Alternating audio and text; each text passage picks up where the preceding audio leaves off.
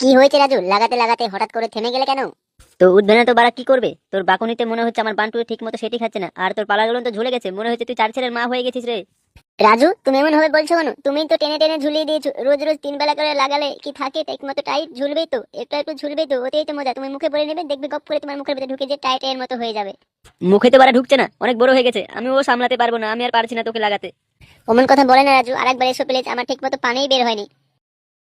স্বামী, আজকে তো আমাদের বাসর রাত, তুমি খেলা শুরু করবে না? আমি আঙ্গুল দিয়ে কাজ চালিয়ে দিয়ে ঘুম চলে যাব। একই বউ, তুমি একই কথা বলছো? আগে তোমার সবকিছু দেখি, তারপর তো খেলা শুরু করব। ও, এই ব্যাপার, এ নাও দেখো। এরে সোনা, তোমার পম্পম গুলো তো খুব সুন্দর, এখন থেকেই তো মনে হচ্ছে আমাকে খেয়ে নেবে। সোনা, রোজ রোজ জাপানি তেল দিয়ে মালিশ করে আমি এত সুন্দর পম্পম বানিয়ে রেখেছি শুধু তোমাকে দেওয়ার জন্য। বউ, আমার ছোটবেলা থেকেই শখ পেছন দিয়ে খেলা করা, আজকে তোমার পেছন দিয়ে খেলা করবো, হবে?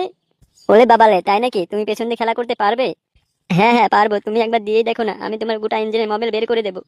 তুমি যদি আমাকে রোজ পুরোপুরি সুখ দিতে পারো, তাহলে তোমারটা আমি রোজ দুবার করে চুষে দিব। কি ব্যাপার ঠাকুরপো? কি হয়েছে এই সময় তুমি আমার ঘরে? কিছু না গো বৌদি, কিছু না, এমনি তোমাকে দেখলেই বুকটা কেমন ধরাক ধরাক করে। আমাকে দেখলে কি তোমার লাগাতে মন যায় নাকি ঠাকুরপো? হ্যাঁ গো বৌদি, হ্যাঁ, তোমাকে দেখলেই না আমার বান্টুর আগে পানি চলে এসে, মন বলে তোমাকে ধরে খাপা খাপ দিয়ে দিয়ে তোমার জৈবনের পানিটা একটু বের করে দিই। তাহলে ঠাকুরপো এসো, দেখি তুমি কেমন খেলতে পারো। আমার জৈবনের পানিটা বের করতে পারো কি দেখি। যদি তুমি পারো তাহলে তোমার জন্য এই বৌদি ফ্রি হয়ে গেল। রোজ তুমি 2 বেলা করে আমাকে লাগাতে পারো, আমার কোনো সমস্যা নেই। তাই নাকি বৌদি? এত সুন্দর অফার? তাহলে ঠাকুরপো এসো, আগে আমার লাউগুলো একটু চুষে আমার পানিটা বের করে দাও। আরে ঠাকুরপো, তুমি তো খুব ভালো ঠাপাতে পারো, এমন জোরে জোরে আমাকে ঠাপাচ্ছিলে, আমাকে তো একেবারে পুরো পাগল করে দিলে।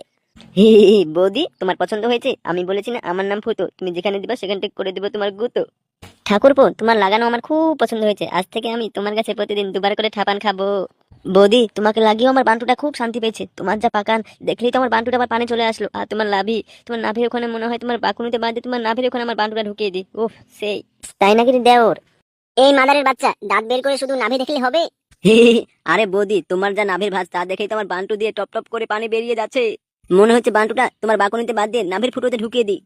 আরে মাদারের বাচ্চা, শুধু নাভি দেখলে হবে? আয় আমার রুই মাছের পেটির কাছে আয়, তোকে আজকে চেটে চেটে খাবো আমার রুই মাছের পেটি। হি হি হি। বৌদি, আমিও তো চাই তোমার ওই মধু চেটে চেটে খেয়ে নিতে। শুধু খেলে হবে না, আজকে তোকে দিয়ে আমার জন্মের পানিটা বের। বউ, ও বউ, এদিকে একবার ঘুরবি তো নাকি? এত রাতে তোমার আবার কি হলো? রাগ করছিস কেন বউ? চলো না একটু খেলি। আজকে হবে না গো, শরীরে নোংরা হয়েছে।